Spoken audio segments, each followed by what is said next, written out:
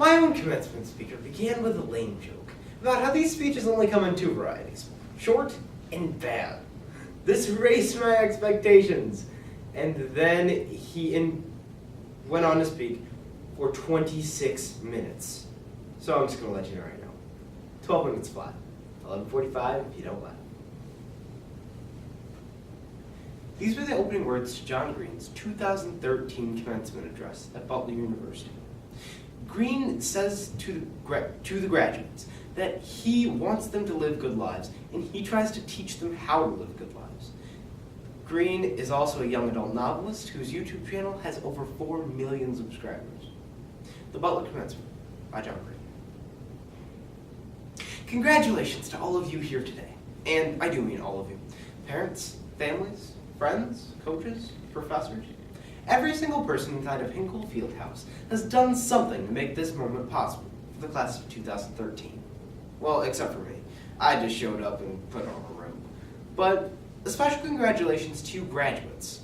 Before we get to the life advice you'll soon forget portion of the program, I'd like for you to think for one moment of those who've loved you even to this day.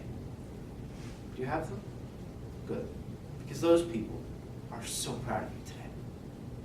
We'll return to those people in a moment, but first I have to deliver you some terrible news, which is that you are all going to die. I'm sorry, but it's true. This brings us to a time-honored tradition of the American celebration, the raining on the parade.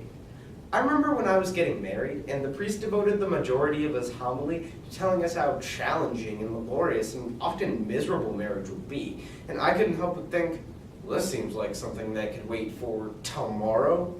But no, it simply cannot. You are all going to die. And not only that, it gets worse. Everything you ever think, or make, or imagine, or create will be washed away by the sands of time. And the sun will blow up, and no one will remember Cleopatra ruling Egypt, or Crick and Watson untangling the structure of DNA, or Ptolemy fathoming the stars, or even that improbably wonderful game against Gonzaga. So that's unfortunate. But I would argue that it's good to be aware of temporariness on a day like today when imagining the rest of your future. The whole idea of this commencement address is that I'm supposed to offer you some thoughts on how to live a good life out there in the so-called real world, which I guarantee you is no more or less real than the one in which you found yourselves. But what constitutes a good life? Most define it as how much fame or glory can be acquired in a lifetime, so defined by quantifiable metrics such as number of Twitter followers, or number of Facebook friends, or number of dollars in one's 401k, which is not something that you guys know about yet, but you'll get to it. This is the hero's journey, right? The one from weakness to strength, where the hero begins with no money and ends up with a lot of it, or the hero starts out an ugly duckling and becomes a beautiful swan. This is what our culture teaches us as the hero's journey. But I'm here today to tell you that that hero's journey is wrong. The real hero's journey is the one from strength to weakness. And the good news, nested inside of the bad, is that this is the journey you are all about to be embarking on today. You're about to go from being the most well-informed, most engaged students at one of the finest universities around to being a steak and shake waiter, or an intern, as I once was, who brings people coffee. You will have to suffer such personal indignities as people calling you by the wrong name. Or maybe if you work a job where you wear a name tag, people calling you by the right name a little bit too often. When these moments would get to me, I would often think in my mind of a Walt Whitman quote that I once heard from his letter of resignation from the United States Postal Service, which wrote, "As long as I live under the capitalistic system, I expect to have my life influenced by the demands of moneyed people. But I will be damned if I propose to be at the beck and call of every itinerant scoundrel who has 2 cents to invest in a postage stamp. This, sir, is my resignation. William Faulkner." But unlike Mr. Faulkner, most of us will probably be nobodies for at least a little while longer. But I would argue that this is a worthwhile journey, though it might not feel like it at all times. For in learning how to be a nobody, you will learn how not to be a jerk. And for the rest of your life, if you are able to remember this hero's journey, you will be less of a jerk, and you will be more sympathetic, and you will be a mentor, and a good one at that. In short, you will be like the people who you imagined just a few moments ago. I'm willing to bet that relatively few of us thought of the profound effects that Justin Bieber or Selena Gomez had on our lives in that moment of silence. But you're taught that the people to emulate are actors or musicians or sports heroes or professionally famous people.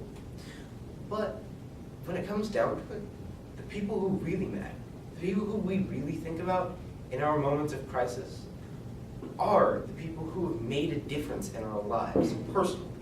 We don't usually think of the amount of money that they had. We think of the sacrifices that they made for us, so willingly at times that they didn't even seem like sacrifices then.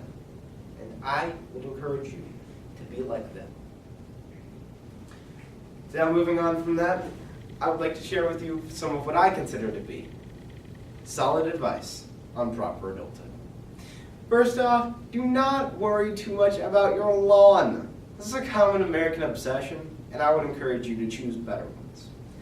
Next, a word about the internet. Old people like me are terrified of their ignorance of it. You need to say things at your job like, "Oh my God, you're a teller? Tellers are so fetch and so cool and so much fun." Because honestly, believe it or not, this will make people respect you more. And lastly, I want you to be valiant in the struggle towards empathy. I remember 2 years after college, I was living with this Kuwaiti guy named Hassan. And when the US invaded Iraq, Hassan lost touch with his family for 6 weeks. All Hassan could do to cope with this was watch cable news coverage of the war 24 hours a day. So one day Hassan and I were watching the news, and the camera panned across the room. It was very dusty and it was quite dark. There were a lot of windows smashed in. But one of the windows was covered up with a piece of plywood, and on the plywood was sprawled out Arab graffiti. And while the anchor talked about the anger in the Arab street or whatever, Hassan started laughing for the first time in weeks. And I asked him, "What's so funny, Hassan?" And he said, "It's the graffiti." And I asked him, "What's so funny about it?" And he says, "It says happy birthday, sir, despite the circumstances." For the rest of your life, you will have the opportunity to read graffiti in a language that you don't know, and to read the actions of the people you meet.